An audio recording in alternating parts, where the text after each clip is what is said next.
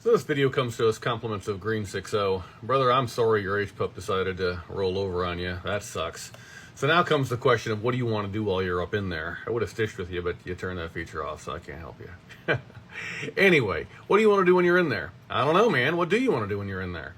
So ideally, you wouldn't just change out the H-Pop. You'd value your time a little more, and you'd go ahead and you'd say, hey, do I have the updated turbo feed line that isn't braided? If yours is a hard line, that's what you want. If yours is not, you want to get the one with the hard line. And probably if your feed line hasn't been updated, your drain tube hasn't been updated.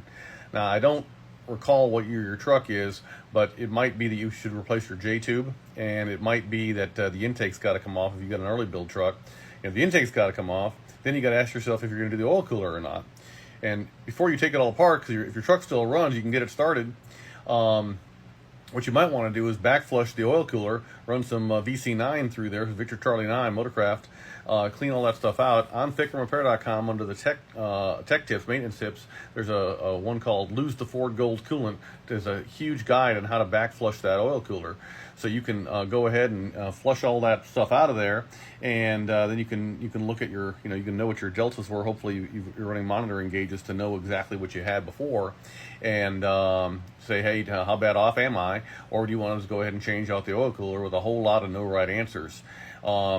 If the intake's got to come off anyway, and whatnot, you're doing the oil cooler, now's a great time to install IPR's back flush valve / full flow coolant filter option. And so if you did that, everything a growing boy needs is right there. Super easy access with the turbo out, and life is good.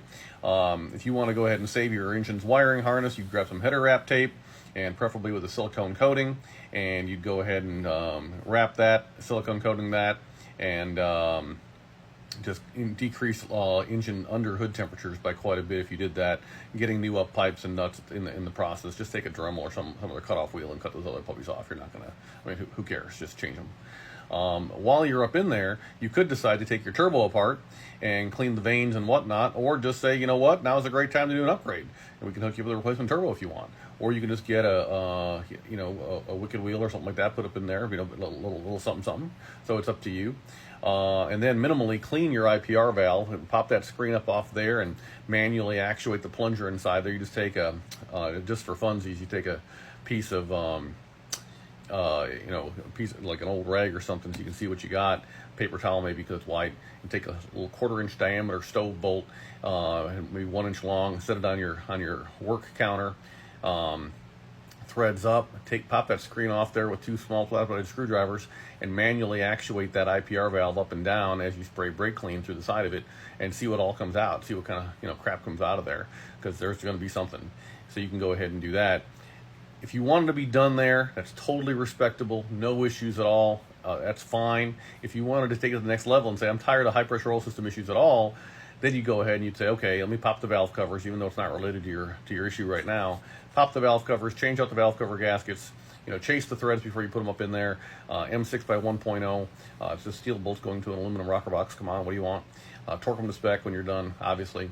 But then pull the oil rail off, change out the nipple cups and their corresponding O-rings with Corey skid over HSC, and then you can go ahead and put dummy plugs and standpipes in there. Again, if it's a late build, it's an early build, just standpipes, and off to the races. And conveniently, we carry all this stuff over FICMRepair.com.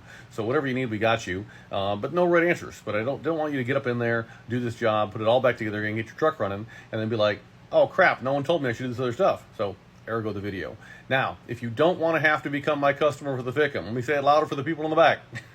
If you don't want to become my customer for the FICM, watch my other TikTok video or find me on YouTube about how to prime the high pressure oil system.